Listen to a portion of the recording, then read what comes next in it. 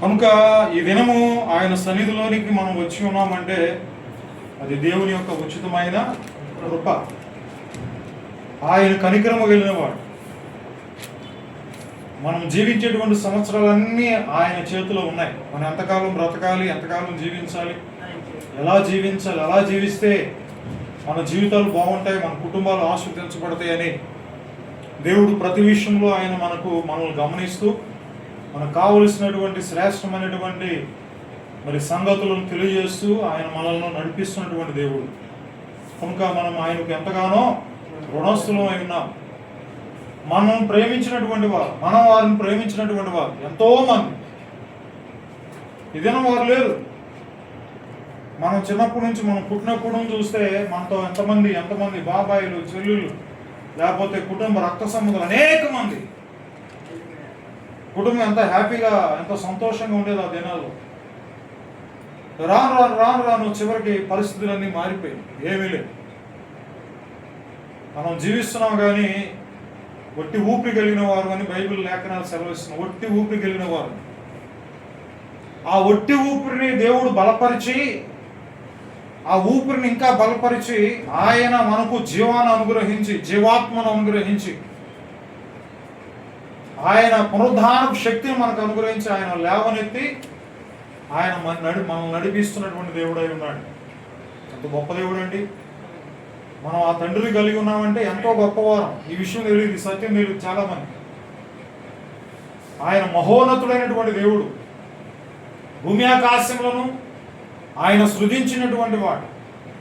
ఆదికాండంలో 1వ అధ్యాయంలో సూర్యచంద్ర తారలు, పగలు వెళ్ళడానికేమో సూర్యుడు, రాత్రి వెళ్ళడానికి చంద్రుడు. ఇలాగా ఆయన మానవునికి కావలసినటువంటి అవసరతల కొరకే దేవుడు వీటన్నిటిని ఏర్పాటు చేశాడు. కేవలం మానవుని మీద దేవునికి ఉన్న ఉచితమైన ప్రేమ, అనంత ప్రేమ. ఆయన ప్రేమ ఎలాంటిదంటే కొద్దిలో పోయేటువంటిది కాదు. మనం బ్రతికినంత కాలం ఆయన మనల్ని ప్రేమిస్తున్నటువంటి దేవుడు. మనకు ఏదైనా కష్టం వచ్చినప్పుడు మనం అనుకుంటాం కదా, దేవుడు నన్ను ఆదుకోవట్లేదు, నన్ను పట్టించుకోవట్లేదు అనుకుంటాం.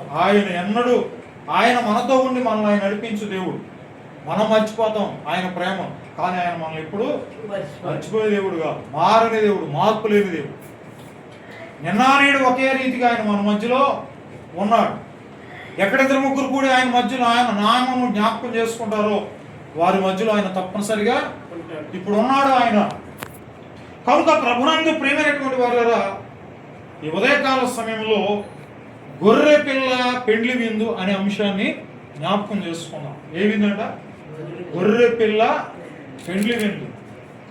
ప్రకటన గ్రంథము 19వ అధ్యాయం 9వ వచనాన్ని మనం చదివినట్లయితే అక్కడ రాయబడుచున్నటువంటి మాట 9వ వచనం చూడండి. 6వ వచనాన్ని మనం చదివితే అక్కడ ఒక మాట రాయబడుతుంది. అప్పుడు గొప్ప జనసమూహపు శబ్దమును, విస్తారమైన జలముల శబ్దమును, బలమైన ఉరుముల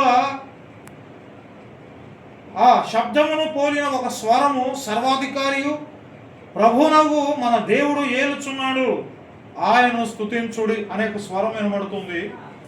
తర్వాత మనం చూసినట్లయితే చూడండి, గొర్రెపిల్ల వివాహోత్సవ సమయం వచ్చినది. ఆయన భార్య తను తాను సిద్ధపరచుకుని ఉన్నది కనుక మనము సంతోషపడి ఉత్సహించి ఆయనను గణపరచదమని చెప్పగా వింటిని. మరియు ఆమె ధరించుకున్నటకు ప్రకాశములను, నిర్మములైన సన్నపు నారబట్టలను ఆమె కీబడెను. అవి పరిశుద్ధుల నీతి క్రియలు. మరియు అతడు నాతో ఎలాగూ చెప్పెను, గొర్రెపిల్ల పెండ్లి విందుకు పిలువబడిన వారు ధన్యులని వ్రాయము. మరియు ఈ మాటలు దేవుని యథార్థమైన మాటలని నాతో చెప్పెను. చూసారండి, గొర్రెపిల్ల పెండ్లి విందు. ప్రభువారు ఈ లోకంలో ఆయన 33.5 సంవత్సరాలు ఈ లోకంలో ఆయన జీవించారు. ప్రభువారు ఆయన 3.5 సంవత్సరాలు అద్భుతమైన పరిచర్య, అద్భుతమైన స్వస్థతలు, అద్భుతమైన కార్యాలు ఆయన జరిగించి ఈ లోకాన్ని విడిచి ఆయన, నేను వెళ్ళి మీ కొరకు ఆదరణకర్తను పంపిస్తాను అని చెప్పి ఆయన వెళ్ళాడు. మన మధ్యలో ఇప్పుడు ఎవరున్నారంటే పరిశుద్ధాత్ముడు ఉన్నాడు. ఇది కృపాకాలం, చివరి దినాలు, అంచె దినాలు. మరి కొద్ది దినాలు మాత్రమే మనకున్నాయి. ఈ కొద్ది దినాల్లో మనము ఒక పెండ్లి విందుకు వెళ్ళబోతున్నాం. ఎక్కడికి వెళుతున్నాం? వెళ్ళబోతున్నాం పెండ్లి విందుకు వెళ్ళబోతున్నాం. ఆ పెండ్లి విందు ఎక్కడ? ఎవరికంటే ఆయన అంతఃపురంలో నుండి బయలుదేరుతున్నాడు పెండ్లి కుమారుడు. పెండ్లి కుమార్తె ఎక్కడి నుంచి వస్తుందంటే గదిలో నుంచి. వారి ఊరికి వివాహము జరుగుతుంది. అనగా ఈ గది అనగా ఆ పెండ్లి కుమార్తె ఎవరై ఉన్నారంటే సంఘమై ఉంది, వధువు సంఘం. వరుడు ఎవరై ఉన్నారంటే ప్రభు అయిన యేసుక్రీస్తు. ఆయన గొర్రె పిల్ల అయి ఉన్నాడు. ఆయన వివాహము దగ్గర పడుతుంది. ఆ వివాహానికి మనం అందరం ఏం చేయాలంటే వెళ్ళాలి. అది వెళ్ళాలంటే ఇహ సంబంధమైన ఆలోచన కలిగి ఉన్నటువంటి వారిగా ఉండడానికి వీల్లేదు. లోకానుసారమైన జీవితం జీవించడానికి వీల్లేదు. నువ్వు జీవించేటువంటి జీవితంలో, నువ్వు ప్రయాణం చేస్తున్నటువంటి మార్గంలో ఏదైనా లోక సంబంధమైనటువంటివి ఒకవేళ చేసినట్లయితే వాటన్నిటికీ నువ్వు ఫుల్ స్టాప్ పెట్టాలి. ఏం పెట్టాలి? అలా జీవించినట్లుగా దేవుడు అజ్ఞాన కాలమందు దేవుడు సూచించున్నట్టుగా విడిచిపెట్టాడు. ఇప్పుడైతే అందరూ అంతటా ఏం చేయాలంట? మారు మనసు పొంది నువ్వేం చేయాలంటే యెహోవా యందు భయభక్తులు కలిగి ఆయన త్రోవల యందు నడుచు వారందరూ ధన్యులు. ఈ దినము సమయం లేదు, ఇక సమయం అయిపోయింది.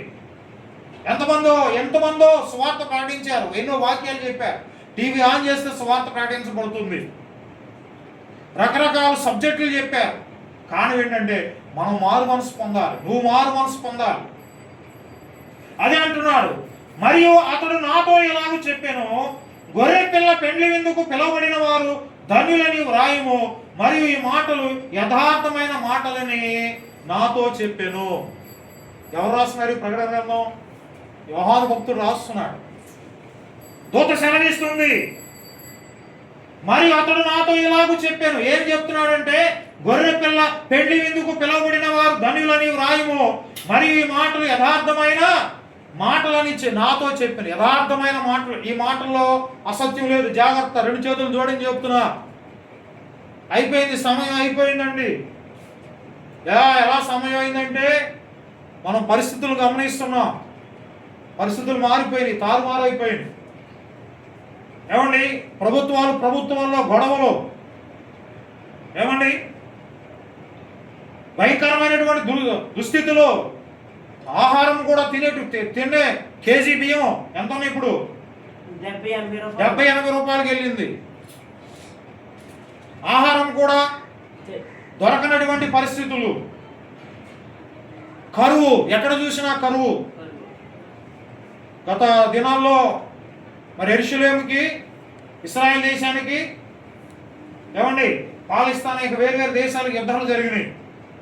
ఆ యుద్ధాలు జరిగినప్పుడు చమురులు కొని ఏమైపోయినాయి? పగిలిపోయినాయి. చమురు పాడైపోయింది. చమురు అంతా వ్యర్థం అయిపోయింది. కొంచెం మాత్రమే. కానీ ప్రభుత్వం ఏమందంటే ఆ గ్యాస్ కానీ ఇవన్నీ చమురు ముడి సరుకులు దొరకవేక, ఏమండి దొరకవు. వీటికి రేట్లు పెరిగిపోయినాయి, గ్యాస్ పెరిగిపోయింది. అయితే ఇదంతా ప్రభుత్వాన్ని చేశారు. అది ప్రైవేట్ వాళ్ళు మరి గ్యాస్ వినియోగిస్తున్నారు, వాళ్ళు బాగా సంపాదించుకుంటున్నారని ప్రభుత్వం ఏం చేసిందంటే ఒక్కసారి జిలక్కిచ్చింది. మళ్ళా అన్ని మామూలుగానే, పరిస్థితులన్నీ మామూలుగానే వచ్చేసింది. గ్యాస్ బండ్లు మరి బ్లాక్లో కొనుక్కున్నారు చాలామంది. ఇంట్లో వేయించుకోవడం, తీసుకెళ్ళి అమ్ముకోవడం. హోటల్కి 3,000, 4,000, 3,000కి అమ్మేవారు. చూడండి భయంకరమైనటువంటి దుర్దినాలు. పరిస్థితులు బాగాల. ఏమండి చివరికి ఇప్పుడు హోటల్కి వెళ్ళినా 5 రూపాయలు పెరిగిపోయింది రేటు. ఏంటంటే అన్నిటికి రేట్లు పెరిగినాయి కదా. ప్రతిదానికి టీ తాగాలన్నా టీ 25 రూపాయలు టీ ఉంది. ఎంతండి? 25. ఒక చోట అయితే మేము తాగేది ఎప్పుడైనా ఉదయం వెళ్ళి తాగుతాం 12 రూపాయలు. పెంచేశారు, రేట్లు పెంచేశారు. కారణం ఏంటంటే గ్యాస్ రేట్లు పెరిగినాయి, వస్తువుల రేట్లు పెరిగిపోయినాయి, తినడానికి తిండి, ఆహారం, కూరగాయలు కొనాలన్నా. దీన్ని బట్టి మనం గమనించవలసిన సత్యం ఏంటంటే మనం ఎలాంటి దినాల్లో ఉన్నాం, ఎలాంటి పరిస్థితుల్లో ఉన్నాం అన్నటువంటి విషయాన్ని మనము జ్ఞాపకం చేసుకోవాలి. చూడండి మరియు అతడు నాతో ఇలాగూ చెప్పెను. దూత చెప్తుంది, ఈ ప్రవక్త అయినటువంటి యోహానుతో అంటుంది, ఏమంటుందంటే, గొర్రె పిల్ల పెండ్లి విందుకు పిలువబడిన వారు ధన్యులని వ్రాయుము, మరియు ఈ మాటలు యథార్థమైన మాటలని నాతో చెప్పాను. ఈ మాటలో తప్పు అసత్యము లేదు, సత్యమే. జాగ్రత్త, భయపడాలి. యెహోవా వార్త విని మనం భయపడాలి. దినములను లెక్కించుకోవాలి. ఈ దినము నేను ఎలా జీవించా, నేను ఎలా ఉన్నాను, నా పరిస్థితి ఎలా ఉంది, నేను బయటికి ప్రయాణం చేస్తున్నాను, నా గురించి మరి చుట్టుపక్కల వాళ్ళు ఏమనుకుంటున్నారు అంటే అర్థం, నా ప్రవర్తన ఎలా ఉందనేటువంటి ఆలోచన కలిగి మనం ముందుకు వెళుతూ ఉండాలి. ఆ వెళుతున్నటువంటి సందర్భాల్లో నిజంగా ఆయన యొక్క పెళ్లి విందు రాబోతుంది, దగ్గర పడింది. ఆయన రాకడ మన కొరకు ఆలస్యం చేస్తున్నాడు. ఇంకెవరైతే మార్పు లేదో, ఎవరైతే ఇంకా రక్షణ పొందలేదో వారి కొరకు ఆయన రాకడ ఏం చేస్తున్నాడట, ఆలస్యం చేస్తున్నాడు. వచ్చుచున్నవాడు ఆలస్యము చేయగా తప్పగా వస్తున్నాడు. ప్రభునందు ప్రియమైనటువంటి వారు, ఆయన వచ్చేటువంటి సమయంలో ఏమండి మనందరం ఏమవ్వాలంటే సిద్ధపడాలి. మన గుడివాడ ప్రాంతానికి పెళ్లికి వెళ్తే ఆ పెళ్ళి ఒకవేళ 10 గంటలకు పెళ్ళి అన్నారు కదా, సరే అని చెప్పేసి మేము 12 గంటలకు వెళ్తే 12 గంటలకు కూడా ఎవరు లేరు అక్కడ పెళ్లిలో, చర్చిలో ఎవరు లేరు. ఇక మళ్ళా పెళ్ళోళ్ళ ఇంటికి వస్తే అప్పుడు ఏం చేశారంటే, ఇక లాభం లేదు, టైం అవుతుంది. ఆ పిల్లల అమ్మమ్మ కొంచెం బ్రెయిన్ కొంచెం వీకు, ఆమె వీడియో వెళ్ళిపోయిందంట, ఆమె కోసం ఎతకడానికి లేట్ అయింది, ఇక్కడ లేట్ అయిపోయింది. ఇక హడావుడిగా ప్రార్థన చేయండి అంటే వెళ్ళి ప్రార్థన చేశా, భోజనాలు ప్రార్థన చేయమని చేసాం. ఏమండి చక్కగా భోజనాలు చేసుకున్నాం, ఇంటికి వచ్చేసాం. ఇక పెళ్ళికి లేదు, పెళ్ళిలో లేవు, ఇక పెళ్ళికి లేవు. జనాలందరికి భోజనం చేసుకుని వెళ్ళి పెళ్లి తాకిగా కూర్చొని చేసుకుంటారు. ఈ లోక సంబంధమైనటువంటి వివాహాలు మనం ఎన్నెన్నో చూస్తున్నాం. కానీ ఈ వివాహము, యేసయ్య యొక్క వివాహం అనగా పెళ్లి, ఆ గొర్రె పిల్ల, ఆ వివాహ మహోత్సవం అది ఆర్భాటంగా జరుగుతుంది. ఆ వివాహానికి వెళ్ళాలంటే మనందరము పరిశుద్ధమైన జీవితం కలిగితే తప్ప లేకపోతే అవకాశము లేదు. ఆ పరిశుద్ధమైనటువంటి అనుభవాలు కావాలంటే మనము దేవుని వార్తకు భయపడాలి, దేవుని మాటకు లోబడాలి. ఎవరి మాటకు లోబడాలి? దేవుని మాట. ఈ మాట ఇప్పుడు మాట ఎప్పటి నుంచో చెప్తూ వస్తున్న మాట. ఏనాడో క్రీస్తు పూర్వం ప్రవక్తలు మాట్లాడారు, క్రీస్తు శకం ఎవరు మాట్లాడారట?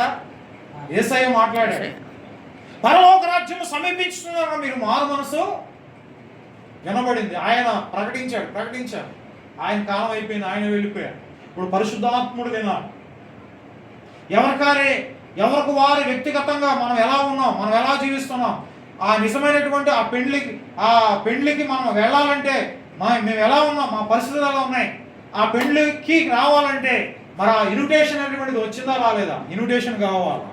ఏమండి ఈ లోక సంబంధంగా పెళ్లి కార్డు లేకపోతే వెళ్తావా? మన పక్కన ఉన్నటువంటి వాడి స్నేహితుడు రాలా పెళ్లికి పిలిచారు వెళ్దామా అంటే నాకు చెప్పలేదు కానీ నేను ఎందుకు వస్తా? కొన్ని పెళ్లి విందుల్లో అడుగుతారు, అబ్బాయి నువ్వు ఎక్కడి నుంచి వచ్చావు, ఒక చోట అడుగుతున్నారు, నువ్వెవరో ఎందుకు వచ్చావు, నీకు పెళ్లి కార్డు ఇచ్చారా, ఏది పెళ్లి కార్డు ఏది? ఏమండి ఏం లేదు, పెళ్లి ఇన్విటేషన్ లేదు, పిలుపు లేదు. ఒకవేళ ఫోన్ చేసి పిలిచారా, ఏమండి పిలవకుండా ఎందుకు వచ్చావు? ఈ మాట అనడానికి కారణం ఏంటంటే ఆ యజమానుడు ప్రభు అయిన యేసుక్రీస్తు అయి ఉన్నాడు. ఎవరైనా ఆయన పరిశుద్ధుడై ఉన్నాడు. ఆ పరిశుద్ధుడైనటువంటి దేవుని దర్శించాలంటే మనం కూడా పరిశుద్ధులుగా మార్చబడాలి. అరికాల నుంచి నెత్తి వరకు సంపూర్ణమైనటువంటి ఆత్మ సంబంధమైన స్వస్థత కలిగినటువంటి వారిగా, లోక సంబంధమైనటువంటి వాటి వైపు చూడకుండా నిష్ట కలిగినటువంటి వారిగా మనం ఏం చేయాలంటే సిద్ధపడాలి. సిద్ధపడకపోతే అక్కడ నో వేకెన్సీ, అవకాశము లేదు. ఎక్కడ వెళ్ళటానికి? పెళ్లి విందుకు వెళ్ళటానికి. అది ఎవరు పెళ్లి? గొర్రె పిల్ల యేసు ప్రభు వారు సంఘానికి జరుగుతున్నటువంటి పెళ్లి. అందుకని నువ్వు ఆ పెళ్లికి వెళ్ళటానికి నీకు అర్హత ఏంటంటే దేవుని మందిరము. హల్లెలూయా. ఆ మందిరానికి నువ్వు వచ్చి ఏం చేయాలంటే సిద్ధపడాలి. మందిరంలో ఏమండి హిస్సోపు అనేటువంటి దాన్ని తీసుకొని నీ వస్త్రాలు ఏం చేసుకోవాలా? శుభ్రం చేసుకోవాలా. రక్షణ అనేటువంటి వస్త్రాన్ని దేవుడు నీకు ఏదైతే ఇచ్చాడో, ఏదైతే నువ్వు సంపాదించుకున్నావో దాన్ని ఏం చేయాలంటే కాపాడుకోవాలి. ఏం చేయాలండి? ఇంకా బాప్తీసం తీసుకొని రక్షణ అనేటువంటి వస్త్రం ఎవరికి లేదో వారు జాగ్రత్త పడాలి. ఈ దినం ఎవరైతే ఉన్నారో, అమ్మా నువ్వు మార్పు చెందు, నువ్వు బాప్తీసం తీసుకో అనిగా రోజులు కాదు ఇవి.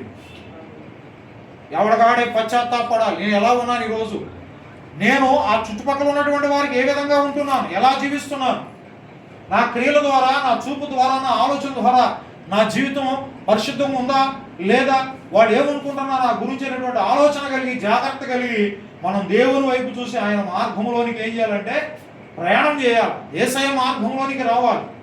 ఆ మార్గం ఇరుకుగా ఉంటుంది, కష్టాలు ఉంటాయి, శ్రమలు ఉంటాయి. కానీ ఆ ఇరుకులో నువ్వు ప్రవేశించి ఆయన కట్టడలు, ఆయన విధులు ప్రకారం నువ్వు నడిస్తే, నువ్వు నడుస్తూ ఉండగా, ఇరుకులో ప్రయాణం చేస్తుండగా చక్కటి విశాల మార్గమైనటువంటి దేవుడు ఉన్నటువంటి ఆ స్థలానికి నువ్వు వెళ్ళగలవు. హల్లెలూయా. నువ్వు ముందు ఇరుకులో లేకుండా నేను రావటమే, నేను విశాలమైన మార్గంలో వెళ్ళాలంటే అది కుదిరేటువంటిది కాదు. ఆ మార్గం ఎవరిదంటే సాతానుగాడి మార్గం. అది విశాలమైన మార్గం. రండి ఇక్కడ బాగుంది, రండి, ఎంత రమ్యంగా ఉందో, రండి, అది చూడండి, ఇది చూడండి, ఈ లోకరాజ్యాలన్నీ యేసు ప్రభు కూడా అలా చూపించిందండి. నీవు దేవుని కుమారుడైతే రాళ్ళ రొట్లుగా చేసుకో. నీవు దేవుని కుమారుడైతే ఇక్కడ నుంచి కిందకి నీ పాదాలకు కూడా ఏమి దెబ్బ తగలకుండా నీ దేవదూతలు నిన్ను పట్టుకుంటారు. మరికో మాట అన్నది, ఒక్కసారి ఈ లోకరాజ్యాలన్నీ చూపించేసింది ఎవరు? సాతాను చూపించి ఒక్కసారి నాకేం చేయమంటుంది? నమస్కారం చేయి. ఒకసారి నువ్వు నమస్కారం చేస్తే నీకు ఇవన్నీ ఇచ్చేస్తాను. ఎంత దుర్మార్గులలో చూడండి. అలాగే చూడండి, కొన్ని ప్రాంతాల్లో వజ్రాలు ఉన్నాయి, వజ్రాలు వైడూర్యాలు వెళ్తున్నారు చాలామంది ఏరుకోవటానికి. టీవీలో చూపిస్తున్నారు, వెళ్తున్నారు. పలానా ఆయనకి పలానా వజ్రం కనపడింది, 20 లక్షలు వచ్చినాయి, 50 లక్షలు వచ్చినాయి. ఏమండి, ఆశ ఉండొచ్చు కానీ మరి అతిగా ఆశ ఉండకూడదు. ఏమండి, నీది కాని దానికోసం ఏం చేయకూడదు? పాకులు. ఈ రోజుల్లో ప్రజలందరూ అదే ఉన్నారు. మన కాకపోయినా మాకు కావాలని ఏం చేస్తున్నారు? పాకులు ఆడుతున్నారు.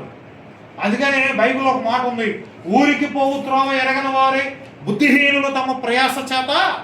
ఇదంతా ప్రయాస ఏమీ లేదు. నువ్వు ఏది సంపాదించుకున్నా నీ వెంట ఏది రాదు. కొత్తగా రాదు. ఓ ప్రయాస. అయ్యా ఎక్కడున్నావు? అమ్మా ఎక్కడున్నావు? అయ్యా ఈరోజు నేను పలానా చోట ఉన్నా, నేను అక్కడికి వెళ్తేనే నాకేమో జరిగింది, మేలు జరిగింది. అయ్యా నేను పలానా చోట ఉన్నా, ఇక్కడ ఏం చేస్తున్నాను? తవ్వుతున్నా. ఏం దొరికింది? వజ్రాలు దొరుకుతాయి, వైడూర్యాలు దొరుకుతాయి. ఏమండి, ఏది దొరికినా ఆయన కృప లేకపోతే ఎందుకు నీ బ్రతుకు వేస్టే. ఓ పాట, నీ కృపలేని క్షణము, నీ దయలేని క్షణము నేను ఊహించలేను. యేసయ్యా నీ కృప నాకు చాలయ్యా, నీ కృప లేనిదే నేనుండలేనయ్యా. నిజంగా యేసయ్య కృప ఒక్క 5 నిమిషాలు లేకపోతే మన పరిస్థితి ఎలా ఉండదు తెలుసా? చాలా మంది అయ్యా పలానా ఆయన చనిపోయాడు, కానీ ఇప్పుడు దాకా బాగానే ఉన్నాడయ్యా. ఏమొచ్చింది? హార్ట్ స్ట్రోక్ వచ్చింది. ఏమయ్యాడు? అయిపోయాడు, అంతే. ఏమండి, మనం ఎలాంటి వారం అంటే అల్పులము. ఒక వాటం మీద ఎత్తైనటువంటి ప్రదేశంలో నీళ్లు పోస్తే ఆ నీళ్లు డౌన్లోకి వెళ్తాయా, పైకి వెళ్తాయా? మన జీవితాలు కూడా అంతే, వెళ్ళిపోవాల్సిందే. నీళ్లు పోస్తే ఎలాగైతే, నీళ్లు కొమ్మరిస్తే ఎలాగైతే మన జీవితం కూడా అంతే. ఏమీ లేదు. మన ఆయుష్ దినాలు కూడా ఏమైపోతున్నాయి? వెళ్ళిపోతున్నాయి, తగ్గిపోతున్నాయి. ఈ రోజు అయిందంటే అయ్యా మాకు బర్త్డే, ఈరోజు హ్యాపీ బర్త్డే, ఈరోజు బర్త్డే అంట. ఎవరి బర్త్డే? నేను అంటాను బర్త్డేలకు నేను ఇష్టపడను. బర్త్డే అంటే ఏంటంటే నిజంగా ఒకరోజు నువ్వు బర్త్డే చేసుకున్నాడు, కారణం ఏంటంటే నువ్వు డెత్ డేలోకి వెళ్తున్నావు. ఒకరోజు అయిపోయింది, వెళ్ళిపోతున్నావు. జాగ్రత్త. రేపు నీది కాదని తెలుసుకో, బుడగవురా నీవు బ్రతకవురా, ఒట్టివిరా నీవు మట్టివిరా. ఏంటంటే మనం మట్టివాడం. ఒకరోజు ఆన్ చేయకపోతే అంటే ఏమవుతుంది? ఇలాంటి మట్టి జీవితాలకి ఏమంటే ఈ మట్టి జీవితాలను చూసుకొని మనం ఓ మురిసిపోతామండి. ఏమీ లేదు. ఈ కట్టి ఆ కట్టెల మీద పెట్టి కాలిస్తే ఏమైపోద్ది? మశానం. ఏమి లేదు, మసి బూడిదే. ఒరే పిచ్చివాళ్ళరా, ఆ మట్టిని మహిమగా మార్చగలిగినటువంటి ఒక నిజమైనటువంటి రక్షకుడు యేసయ్య ఉన్నాడనేటువంటి విషయాన్ని మనం జ్ఞాపకం చేసుకుందాం. హల్లెలూయా. ఆయనే నిజమైన దేవుడు. భవిష్యత్తును మనకు అనుగ్రహించేటువంటి వాడు ఎవరై అంటే దేవుడే, దేవుడే, దేవుడే. ఈ లోకం ఏది ఏది లేదు, అంత గ్యారెంటీ లేని జీవితాలు ఇవ్వండి. ప్రతి వస్తువుకి గ్యారెంటీ ఉంది కానీ మనిషికి గ్యారెంటీ లేదు. ఈ గ్యారెంటీ లేని ఈ యొక్క శరీరాలు ఒట్టి ఊపిరి, ఆ ఊపిరినంతసేపు ఎగురుతాడు. నాదే నాదే, అది నాది, ఇది నాది, ఇది ఏది రాని, ఇది ఏది లేదు, ఏది లేదు, అంత అవుతుందే మాయ మాయ మాయ. ఏమండి ఏంటిదంటే ఇది మాయా జీవితం. ఇదంతా ఈ మాయా జీవితంలో ఎన్ని రుచికరమైనటువంటి అనుభవాలు, ఎంత రుచి సాతాను కూడా ఏర్పాటు చేస్తుంది ఈ రుచిని. కనుక చాలా మంది ఆ రుచి వైపు వెళ్ళి ఈ చక్కటి జుండుదేల ధాళ్ళ కన్నా మధురమైనటువంటి శ్రేష్టమైనటువంటి రుచిని విడిచిపెట్టి ఏమంటే యూట్యూబ్లో కూడా నిజమైనటువంటి రక్షణతో కూడినటువంటి మార్గంతో కూడినటువంటి వాక్యాలు ఎవరు వినట్లా. ఏమంటే ఏమింటున్నారు? డ్యాన్సులు డ్యాన్సులు. చర్చిలో డ్యాన్సులు ఎక్కువైపోయాయి. జాగ్రత్త, ఒకడు తాట చేస్తాడు దేవుడు, జాగ్రత్త. చర్చిలో డ్యాన్సులు. ఏమండి నేను డ్యాన్సులు ఏమన్నాడా?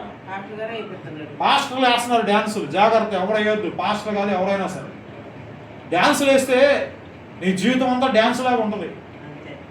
ఏమండి నిజమైనటువంటి ఒక విందు అనేటువంటిది ఉంది. ఆ విందు ఎప్పుడు ఎన్నడను ఎవరో చేయలే. ఆ విందు ఎప్పుడన్నా తిన్నారా? ఏదైనా తిన్నా మనుషులు తట్టుకోలేకపోతుంది. ఎంత తింటే కడుపు ఏమైపోతుంది? ఉబ్బిపోతుంది. Gas gas gas. ఇంకొంచెం అంత తింటే షుగర్ పెరిగిపోతుంది.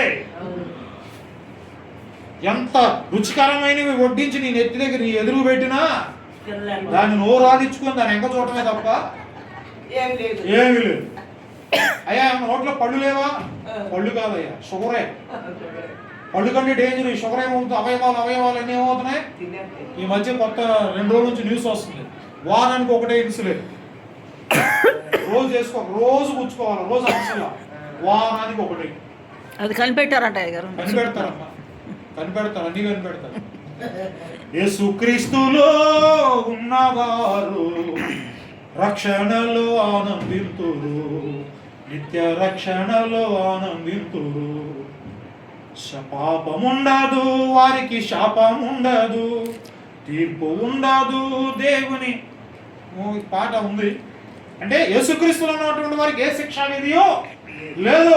పొద్దుగూకులు ఇన్సులిన్ చేసుకోవాల్సిన అవసరత ఉంటుందా?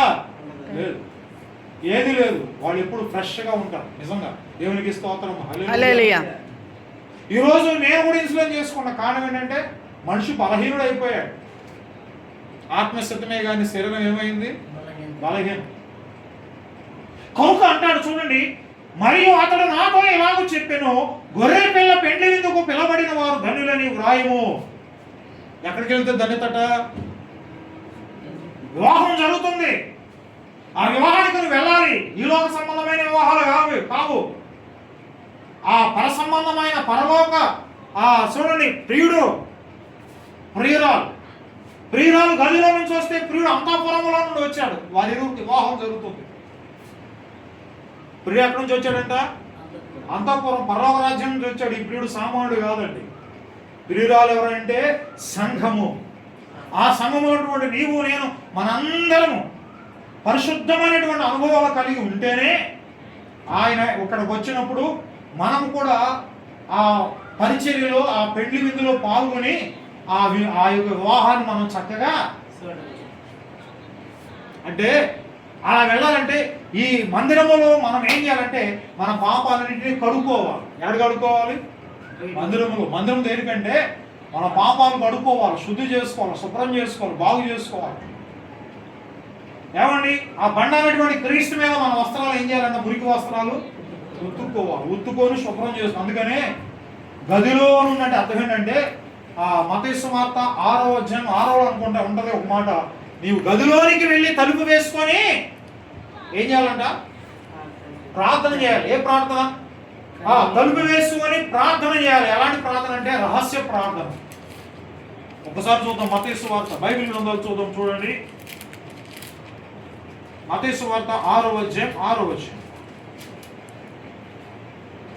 నీవు ప్రార్థన చేయనప్పుడు నీవు గదిలోనికి వెళ్ళి తలుపు వేసుకొని రహస్యమందున నీ తండ్రికి ప్రార్థన చేయము. అప్పుడు రహస్యమందు చూచు నీ తండ్రి నీకు ఏమిస్తాడట? ప్రతిఫలం ఇస్తాడు. హల్లెలూయా.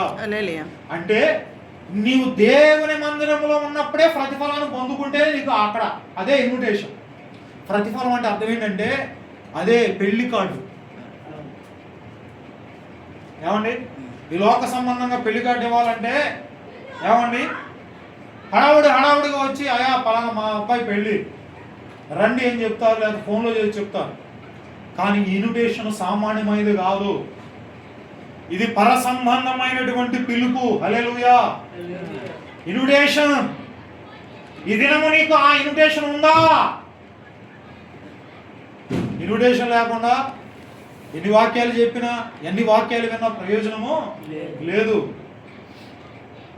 కనుక చూడండి, మత్తయి సువార్త 22:12 ఒక మాట ఉన్నది. ఏమంటాడంటే మత్తయి సువార్త 22వ అధ్యాయం 12వ వచనంలో ఒక మాట రాయబడుతుంది. చూద్దాం, చూడండి. మత్తయి సువార్త 22వ అధ్యాయం 12వ వచనం. అక్కడ ఏం రాయబడుతుందంటే, స్నేహితుడా పెండ్లి వస్త్రములైతే ఇక్కడికి ఎలాగో వచ్చితివి అని అడుగగా వాడు మౌని అయి ఉండెను. అక్కడ మనం చూస్తే ఈ అధ్యాయంలో పైనుంచి మనం జరిగితే యేసు వారికి ఉత్తరం ఇచ్చు తిరిగి ఉపమాన రీతికి ఎట్లా అన్నాడు. ఆయన ప్రభు ఆ ప్రజలైనటువంటి వారికి వాక్యం చెప్పేటప్పుడు ఉపమాన రీతిగా ఆయన వాక్యం బోధించేవాడు. అంటే అందరికి అర్థమయ్యే రీతిగా ఉపమానం ఎగ్జాంపుల్స్. చూడండి ఏమంటాడంటే, ఇట్లే పరలోక రాజ్యము తన కుమారుని పెండ్లి విందు చేసిన ఒక రాజును పోలి ఉన్నది. ఏంటంట ఈ ఉపమానం ఎలా ఉందంటే, పరలోక రాజ్యము తన కుమారుని పెండ్లి విందు చేసిన ఒక రాజును పోలి ఉన్నదట. పెండ్లి విందు చేసిన ఒక రాజు తన కుమారుడికి వివాహం అవుతుంది. అతను ఏం చేశాడంటే విందు చేశాడు. అవును, చేస్తారు లేదా చాలా మంది కుమారులకి డబ్బులు లేకపోయినా. మన జేమ్స్ గారు గుండె మెట్ల బాగా చేశాడు, చక్కగా మాంసం మెట్ల అన్ని చక్కగా కూరలు చక్కగా బాగా చేశాడు. నమస్కారం చెప్పొచ్చు ఆయన. బాగున్నాయి అన్న, ఎలా ఉన్నాయి? బాగున్నాయి. ఏమండి చూడండి, తన కుమారునికి పెళ్లి విందు చేసిన ఒక రాజును పోలి ఉన్నది.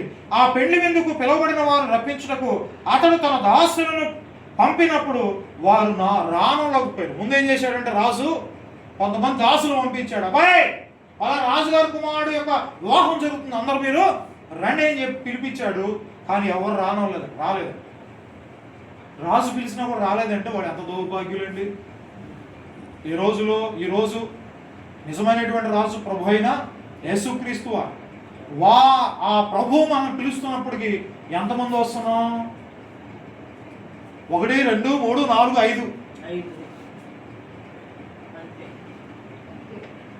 ఎక్కువ ఆనందమే ఉత్సాహం ఎక్కువైనప్పుడు కొద్దిమంది పెరుగుతారు. ఏంటమ్మా అంటే, అయ్యా ఇది పరిస్థితి, రాలేకపోతున్నా, వచ్చా. మళ్ళా 4 రోజులు హాజరేపించుకోవడం, 4 వారాలు మళ్ళా ఉన్నారమ్మా, చాలా మంది ఉన్నారు అలాంటి సంఘాల్లో. ఏమండి దైవజనుడు మాట వినట్ల, సహవాసాల్లో అఫీషియల్గా ఉన్నటువంటి పాస్టర్స్ని గౌరవించే వాళ్ళే కానీ తక్కువ షూ బూట్లు వేసి ఏమండి అలా ఉన్నటువంటి వాళ్ళ సేవకులు గౌరవిస్తున్నారు. కానీ నిజమైనటువంటి సేవ చేసేటువంటి ఆ దైవజనులు ఈ రోజులు ఎవడో గౌరవించట్లా. చూడండి, ఇక్కడ మనం జ్ఞాపకం చేసుకున్నప్పుడు ఆ దాసుని పంపించి పెళ్లి విందుకి రమ్మని ఇన్విటేషన్ ఇచ్చినా రమ్మన్నా ఎవరు కూడా రాలేదు. అయితే అక్కడ ఏం జరిగిందంటే, కాగా అతడు ఇదిగో నా విందువు సిద్ధపరిచి ఉన్నాను, ఎద్దులను క్రొవ్విన పశువులను వధించబడి ఉన్నవి, ఆ అంతయు సిద్ధముగా ఉన్నది, పెళ్లి విందుకు రండని పిలువబడిన వారితో చెప్పుడని వేరే దాసులను పంపాను. కానీ చూసారా ఏమంటే, ఎద్దును ఏంటంట కొవ్విన పశువును వధించి విందు సిద్ధంగా ఉంది అని మళ్ళా వేరే దాసులు పంపించిన వాడు మరి ఎవరమో రాలేదు. కాబట్టి ఏ విందు అంటే అది శ్రేష్టమైనటువంటి మటన్ రెడీగా ఉంది, అయినా ఎవడో రావటంలా. తర్వాత చూసిన వారు లక్ష్యం చేయక ఒకడు తన పొలమునకు మరి ఒకడు తన వర్తమునకు వెళ్ళి వాడు ఏం చేశారంట, అయ్యా మేము పొలానికి లేదా వ్యాపారం చేయడానికి చాలా మంది వెళ్ళిపోయారు, ఎవరు లేరు. తక్కిన వారు అతని దాసులను పట్టుకొని అవమానపరిచి చంపి 13 ఉన్నవాళ్ళు ఏం చేశారంటే ఆ పంపించినటువంటి దాసులను కొట్టి చంపారంట. కొంతమందినేమో కొట్టారు, కొంతమంది ఏం చేశారంట చంపారు, అవమానపరిచారు. కాబట్టి రాజు కోపపడి తన దండ్లను పంపి ఆ నరహంతలను సంపరించి ఇక లాభం లేదని ఈ దగ్గర ఉన్నటువంటి దండ్లు ఉంటారు కదా వారందరూ పంపించి ఎవరైతే వాళ్ళని చంపారు వాళ్ళందరినీ ఏం చేయించాడంట చంపించాడంతే, అయిపోయారు, ఎవరు లేరు. చూడండి, కోపపడి అప్పుడు అతడు పెండ్లి విందు సిద్ధముగా ఉన్నది కానీ పిలవబడిన పాత్రులు వారు పాత్రులు గారు గనుక రాజమార్గములకు పోయి నీకు కనబడు వారందరినీ పెండ్లి విందుకు పిలువడని తన దాసులతో చెప్పి. ఇక్కడ ఇప్పుడు అన్నాడు ఎవరు రావట్లేదు కదా, మీకు ఎవరైతే కనబడతారో వారందరినీ నేను అంటున్నాను. అలా పిలిచినప్పుడు నువ్వు ఉన్నావు కదా, ఆ పిలవబడినటువంటి వారు నువ్వు ఉన్నావుగా నారా. రాజు ఏమండి చాలా మందిని పిలిస్తే వాళ్ళు రాలా. కొంతమంది మేము వర్తకం చేస్తాం, వ్యాపారం చేస్తామని వెళ్ళిపోయారు, పొలం చేస్తామని పొలం పండించుకొని వెళ్ళారు. కొంతమంది ఏం చేశారంటే కొట్టారు, వాళ్ళని అవమానపరిచారు. ఎవరిని? ఆ పంపబడినటువంటి వారు. అప్పుడు రాజు కోపం తెచ్చుకొని ఏం చేశాడంటే ఎవరైతే అలా చేశారో వారందరినీ ఏం చేశాడంట చంపిపడేశాడు. రాజు కోపం వచ్చేసి తర్వాత మళ్ళా ఆ దాసులతో చెప్పాడు, మీరు వెళ్ళండి, విందు సిద్ధంగా ఉంది, ఎవరు వస్తే వాళ్ళని పిలవండి. వాళ్ళలో మనం ఉన్నావా లేవా?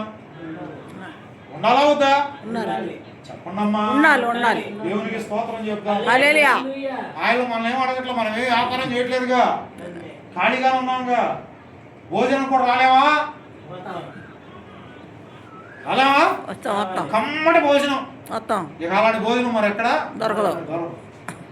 నువ్వు ఎక్కడ ఎతికినా, ఎంత ఉన్నవాడిని ఎతికినా వాడి దగ్గర కూడా దొరకదు.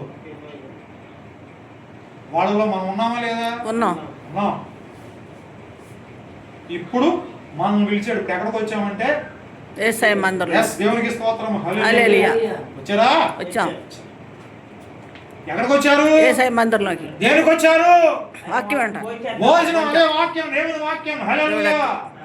నీ వాక్యమే నన్ను బ్రతికించెను, బాధలలో నెమ్మదినిచ్చెను, కృపాశక్తి దయాశక్తి సంపూర్ణుడా వాక్యమై ఉన్న యేసు వందనమయ్యా. హల్లెలూయా. హల్లెలూయా. వచ్చామా? ఇప్పుడు ఎంతమంది వచ్చాము? 5. ఇప్పుడు ఏం తినాలి?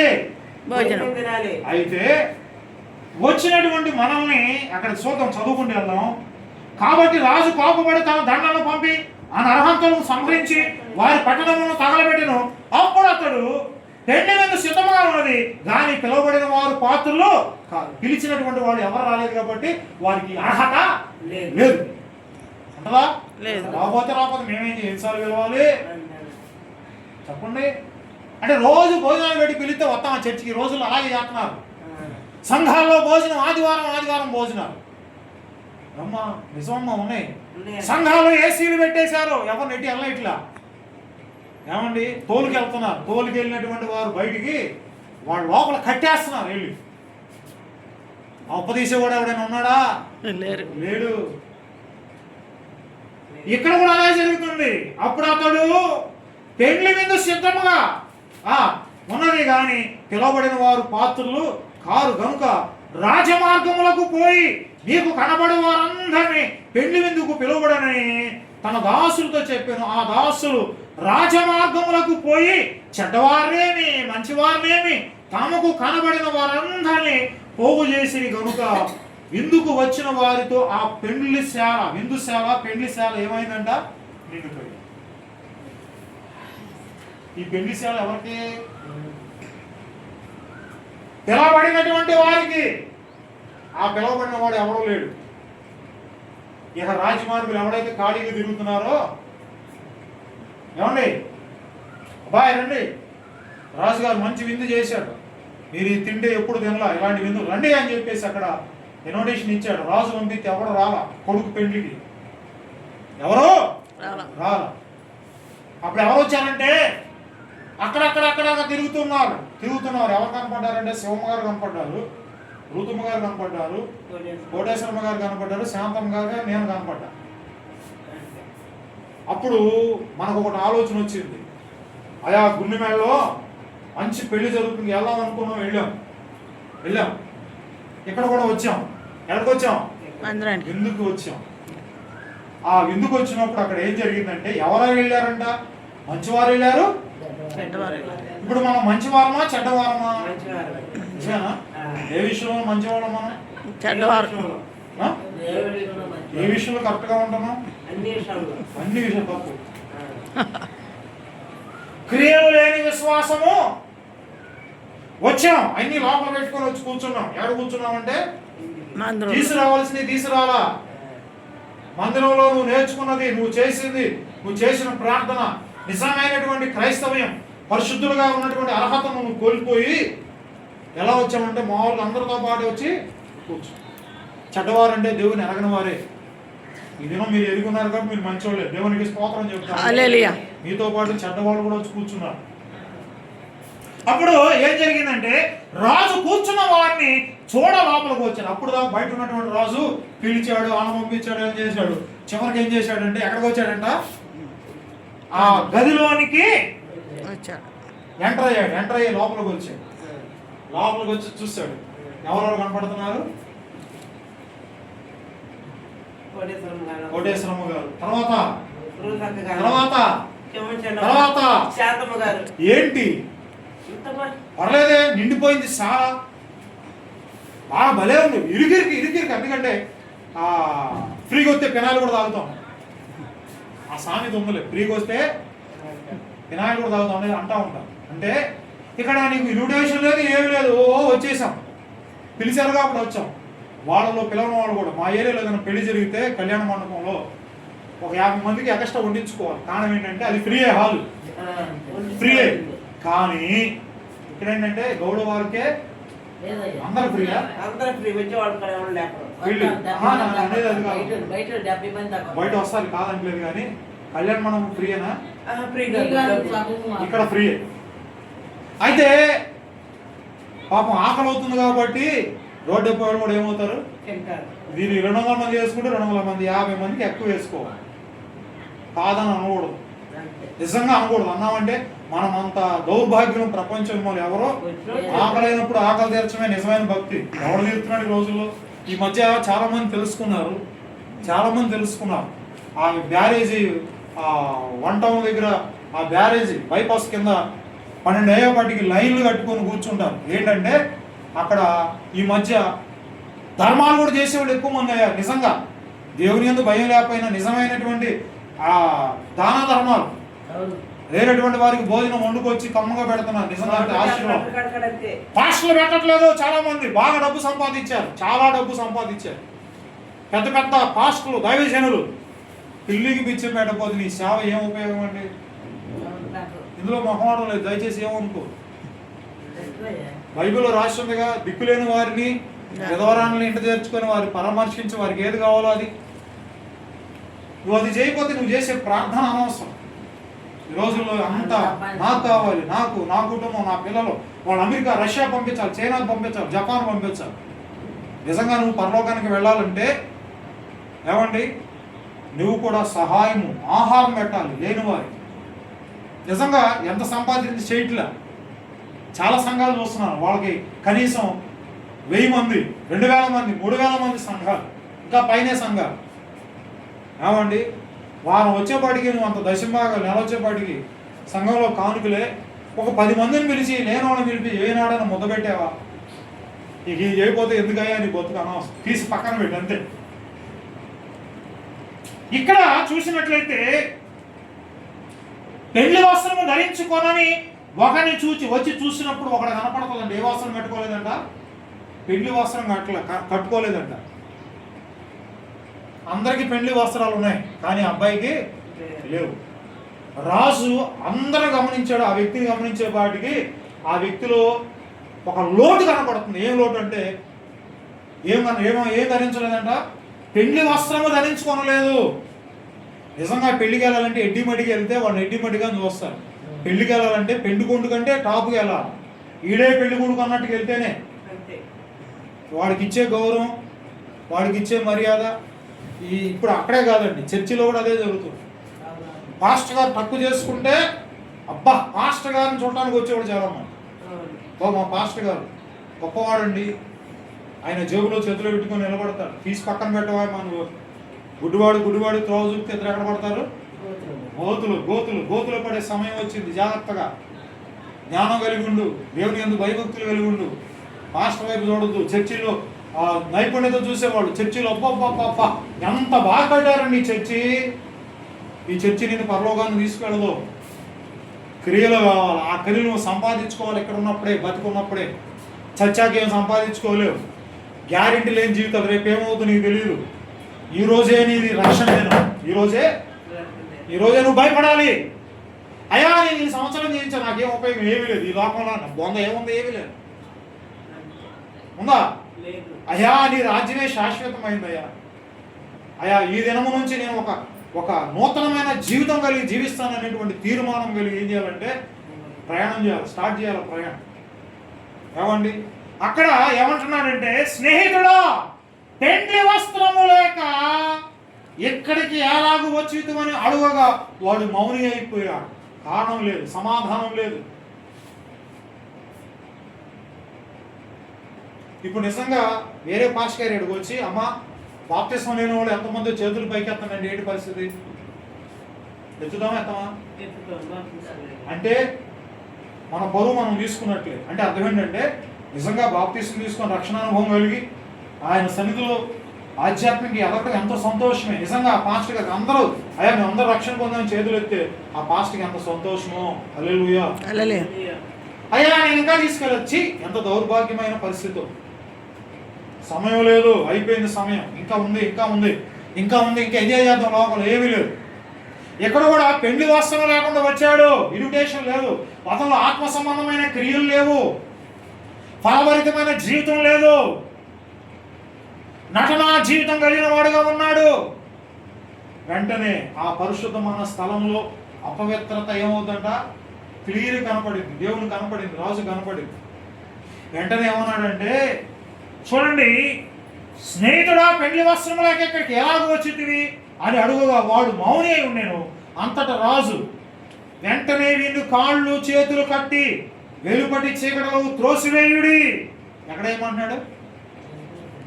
వెలుపల అంటే బయట. ఇప్పుడు లోపల ఉంటే మంచిదా, బయట ఉంటే మంచిదా? లోపలే ఉండాలి. ఆ వస్త్రము లేకుండా ఉన్నటువంటి ఆ వ్యక్తిని 2 కాళ్ళు 2 చేతులు కట్టి ఇంకా కదలడానికి లేదు, పారిపోవడానికి లేదు. వాడు చేసినటువంటి ఆ పనిష్మెంట్ని బట్టి పనిష్మెంట్ అనుభవించాల్సిందే. కాబట్టి క్రియలు లేని విశ్వాసము మృతం. అతను లేదు వృత, బతికినా వేస్టే. తీసుకెళ్ళి ఏం చేశారు అక్కడ? ఆ కటికి చీకటిలో అగ్ని ఆరదో చూడండి. అక్కడ ఏముంటుందంటే వాడు త్రోసి అక్కడ ఏడుపును పండ్లు కొనుక్కుంటాయి ఉండునని పరిచారులతో చెప్పగా, కాగా పిలువబడిన వారు అనేకులు, ఏర్పరచబడిన వారు కొందరే అని చెప్పారు. చూశారండి, చాలా మందిని పిలుచుకున్నాడు, కానీ ఏర్పాటు చేయబడింది ఎంతమంది? పిలిచింది అనేక మంది, ఏర్పాటు చేసుకుని కొద్దిమంది. ఏదైనా మనమే కొద్దిమంది. కొద్దిమంది అయినా మనం ఎలా ఉండాలంటే వైరాగ్యం, పౌరుషం కలిగి ఉండాలి. దేవుడు కూడా ఎలా ఉండాలి? పరిశుద్ధత కలిగి ఉండాలి. ఆ పెళ్లి విందుకు వెళ్ళాలంటే ఈ వ్యక్తిలాగా వెళ్తే మన బ్రతుకు కూడా అంతే. ఇప్పుడు ఏం చేయాలి? ఇప్పుడు ఆ వ్యక్తిలాగా ఉందామా? అమ్మో ఆ వ్యక్తిలాగా ఎందుకు ఉంటామమ్మా కోటేశ్వరమ్మ గారు? అలా ఉన్నామంటే ఇంటికాడ ఉన్నా బాగుండేదిగా. ఎక్కడికి ఎందుకు వచ్చాం కాబట్టి ఇక్కడ నువ్వు ఎన్నన్నా ఉపయోగాలు. కాళ్ళు చేతులు కట్టి అయ్యా నేను నీకు మోసం చేశానయ్యా, నేను ఇన్ని రోజులు బాప్తిసం తీసిన మారు మనసు పొందలేదు అయ్యా, నాకు ఇంకో అవకాశం అయ్యా. లేదయ్యా, అయిపోయింది. చేతులు కాలేక ఆకులు పట్టుకుంటే ఏమన్నా ఉందా? సమయం ఉండగానే సమయాన్ని ఏం చేయాలా? సద్వినియోగం చేసుకోవాలి. సమయం రాదు మళ్ళా. ఆ వచ్చినటువంటి సమయాన్ని ఏం చేయాలంటే ప్రభు చేతిని గట్టిగా పట్టుకోవాలి. ఆయన వెళ్ళాడా? ప్రియుడు వచ్చి తలుపు దగ్గర తలుపు కొడుతున్నాడు, టకా టకా టకా అని కొడుతున్నప్పుడు ఏం చేయాలా? సిద్ధం లేదు, నిద్రపోతున్నారు. లోపల ప్రియురాలు నిద్రపోతుంది.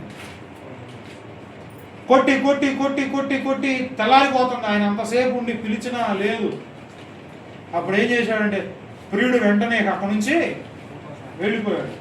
వెంటనే ప్రియురాలు వచ్చింది. తలుపు తీసే లోపల ఏమయ్యాడు? వచ్చిన అవకాశాన్ని ఏం చేసింది? రక్షణ నీకు దగ్గరలో ఉంది, మారు మనసు అనేది దగ్గరలో ఉంది, సమీపంగా ఉంది. ఇంకా ఆ మారు మనసును నిర్లక్ష్యం చేస్తున్నాము. ప్రియ సహోదరి సహోదరులరా, నిర్లక్ష్యం చేయొద్దు.